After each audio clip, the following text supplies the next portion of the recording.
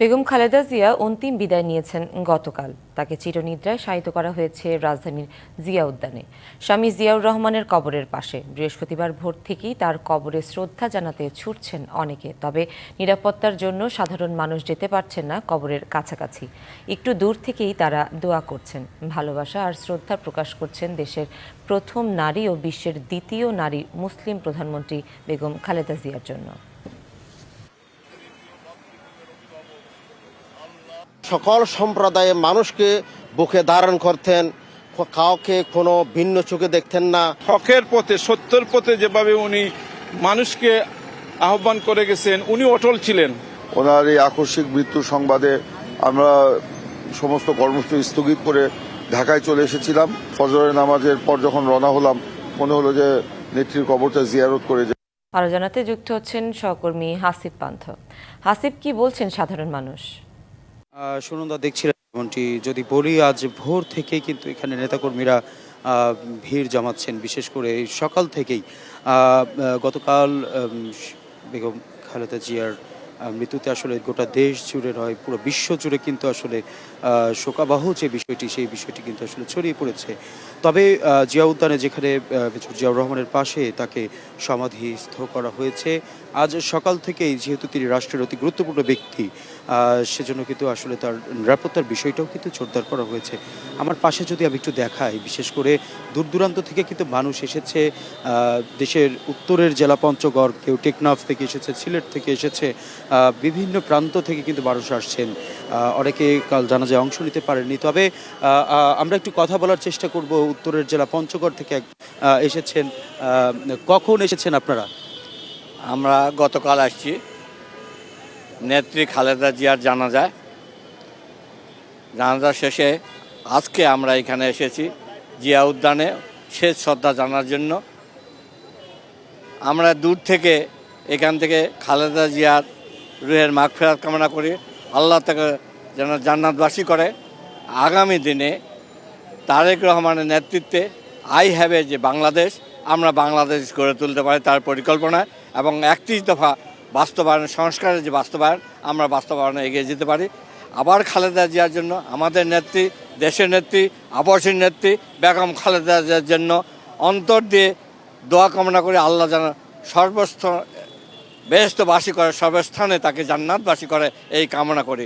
শুনুন, আমরা কথা বলছিলাম উত্তরের জেলা পঞ্চগড় থেকে একজন এসেছেন, এবং আমি একটু কথা বলবো। আপনি কোত্থেকে এসেছেন? আমি সিলেট থেকে মৌলভীবাজার জেলা কুলাউড়া উপজেলা থেকে আসছি। কখন এসেছেন? আমি রাত্রে আসছি।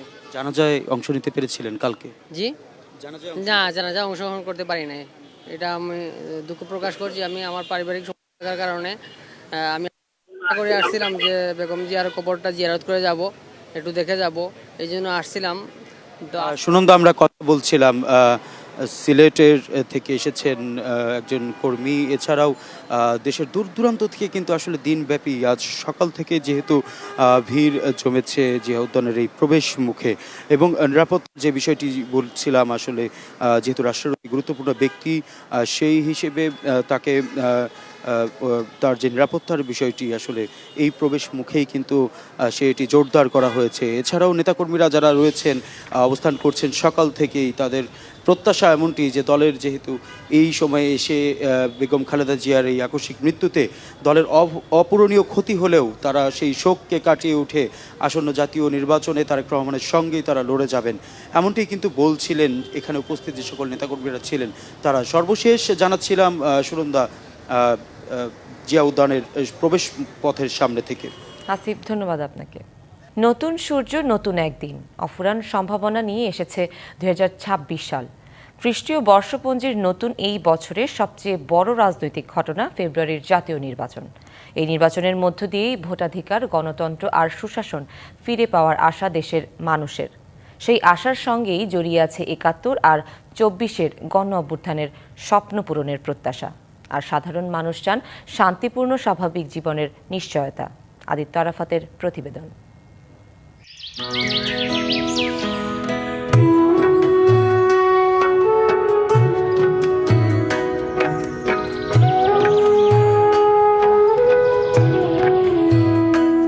2026-এর কুয়াশা মোড়ানো প্রথম সকাল।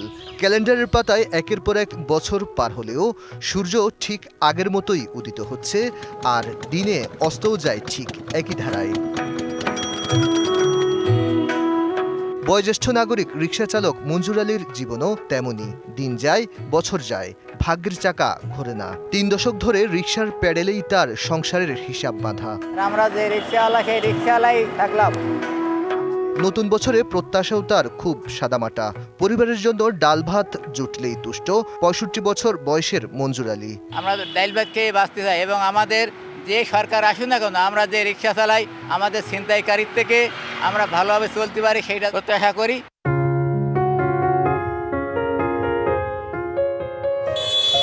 কুয়াশা মোড়ানো বছরের নতুন দিনে প্রত্যাশা পূরণের বছর হিসেবেই দেখছেন অনেকে। আমরা চাই যে দলই ক্ষমতা আসুক, ওনাদের যে ওয়াদা জনগণের প্রতি, রাষ্ট্রের প্রতি, আমরা সামনের বছর আগামীর বাংলাদেশে প্রত্যাশা পূরণ চাই। রাজনীতি হোক এবং অন্যান্য ধর্মের যে সমস্ত লোকগুলো আছে সকলে মিলেমিশে যেন আমাদের দেশটা যেন সুন্দরভাবে আমরা যেন ঐক্যবদ্ধভাবে আমরা কাজ করে এগিয়ে নিয়ে যেতে পারি। সবার কাছে প্রার্থনা করে, ভগবান সৃষ্টির কাছে প্রার্থনা করে যাতে আমরা নতুন বছর নতুন কিছু যেন দেখতে পাই। তারুণ্যের চোখে মুখে প্রত্যাশা নতুন বাংলাদেশের। তাদের মতে 24 যে স্বপ্নের বীজ বপন করা হয়েছিল তার প্রত্যাশা আর প্রাপ্তির মধ্যে এখনো রয়ে গেছে বিস্তর ফারাক। বৈষম্যের অবসান হয়নি, বরং বিস্তার ঘটেছে মব সন্ত্রাস, ঝুঁকিতে পড়েছে গণতন্ত্র। তাদের আস্থা 26-এর নির্বাচনের মধ্য দিয়ে সংকটের সমাধান আসবে। প্রায় 1.5 দশকে আমাদের কোনো নির্বাচন হয় নাই, হইলেও সেটা আসলে আমাদের ভোট দিতে পারি নাই। এখন আমরা চাচ্ছি যে আমাদের ভোটটা যাতে সুষ্ঠু হয় এবং আমরা ভোট দিতে পারি। মব কালচারটা যাতে বাতিল করা হয়, অ্যাটলিস্ট একটা সরকার আসুক যাতে দেশটা একটু শান্তিপূর্ণ থাকে। নতুন বছরে আইনের শাসন প্রতিষ্ঠাকে বড় চ্যালেঞ্জ হিসেবে দেখছেন রাজনৈতিক বিশ্লেষক সাব্বির আহমেদ। আমার প্রত্যাশার জায়গা একটাই, সুশাসনের জায়গায়। সেটা হলো যে ভাই যে কোনো মূল্যে দেশে আইনের শাসনটাকে ধরে রাখেন। জাতীয় সংসদের এই ভবন ঘিরেই আবর্তিত হয় দেশের রাজনীতি। এখানে তৈরি হয় আইন, সিদ্ধান্ত হয় রাষ্ট্র পরিচালনার। বছরের নতুন দিনে মানুষের প্রত্যাশাও সাধারণ। 2026 কি ক্যালেন্ডারের পাতায় আরেকটি বছর হয়ে থাকবে, নাকি নিশ্চিত হবে ভোটাধিকার, জবাবদিহিতা আর সুশাসনের এক বাংলাদেশ? বছরের নতুন দিনে এমন প্রশ্নই ঘুরপাক খাচ্ছে। Aditya Arafat, DBC news, Dhaka. 21 জেলায় বইছে শৈত্যপ্রবাহ। কনকনে শীতে বিপর্যস্ত হয়ে পড়েছে জনজীবন। গোপালগঞ্জে সর্বনিম্ন তাপমাত্রা রেকর্ড করা হয়েছে 8.4 ডিগ্রি সেলসিয়াস। সকাল 6টায় বাতাসে আর্দ্রতা 97%। মাঝারি ধরনের কুয়াশায় দৃষ্টি সীমা কমে এসেছে। চুয়াডাঙ্গার ওপর দিয়ে বয়ে যাচ্ছে মৃদু শৈত্যপ্রবাহ। তাপমাত্রা রেকর্ড করা হয়েছে 8.7 ডিগ্রি সেলসিয়াস। পৌষের হাড় কাঁপানোর শীতে জনজীবন স্থবির হয়ে পড়েছে। কুয়াশার চাদরে ঢাকা থাকছে চারপাশ। উত্তরের হিম শীতল বাতাসের কারণে দুর্ভোগ বেড়েছে কয়েক গুণ। খুব প্রয়োজন ছাড়া কাজে বের হচ্ছেন না কেউ। পঞ্চগড় ঠাকুরগাঁওয়ে 9.5 ডিগ্রি সেলসিয়াস তাপমাত্রা রেকর্ড করা হয়েছে। সকালে হালকা কুয়াশা থাকলেও রোদ ওঠায় পরিস্থিতি কিছুটা স্বাভাবিক হতে শুরু করেছে।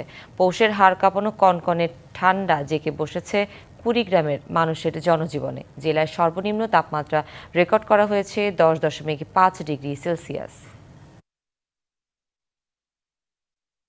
এই ঘন কুয়াশার মধ্যে আমাদের জিরাতপাতি, এই যে মরিচ, আলু, এগুলার খুব চরম ক্ষতি হচ্ছে। ঘন ঘন ওষুধ দিতে হচ্ছে। আমার ঠান্ডার কাজ করে খায়, আমার তো মনে করো সপরিবার খাওয়াই নাকবি। জড়ি কি, শীত কি, বান কি, বাসি কি, আমার কাজ করাই খায়। কাজ করবে বেশি, এখন ঠান্ডার জন্যে বাইরে যায় না, আর শীতের জন্য যদি বাইরে না যায় তাহলে কিভাবে কামাই করে খাওয়া যাবে? ফ্রান্সের সাবেক প্রধানমন্ত্রী বেগম খালেদা জিয়ার রুহের মাগফিরাত কামনা করে বিশেষ দোয়া মাহফিল অনুষ্ঠিত হয়েছে। ফ্রান্স বিএনপির আয়োজনে রাজধানী প্যারিসের পার্শ্ববর্তী ওভার ভিলিয়ের বাংলাদেশ কমিউনিটি জামে মসজিদ অনুষ্ঠিত দোয়া মাহফিলে যুবদল, স্বেচ্ছাসেবক দলসহ সহযোগী অঙ্গ সংগঠনের নেতৃবৃন্দ এবং সাধারণ প্রবাসীরা এতে অংশগ্রহণ করেন। পাশাপাশি ফ্রান্সের বাংলাদেশ দূতাবাসের কর্মকর্তারা অংশ নেন। দোয়া মাহফিলে অংশগ্রহণকারীরা অশ্রুসিক্ত নয়নে বেগম জিয়ার রুহের মাগফিরাত কামনা করে বিশেষ দোয়া ও মোনাজাত করেন।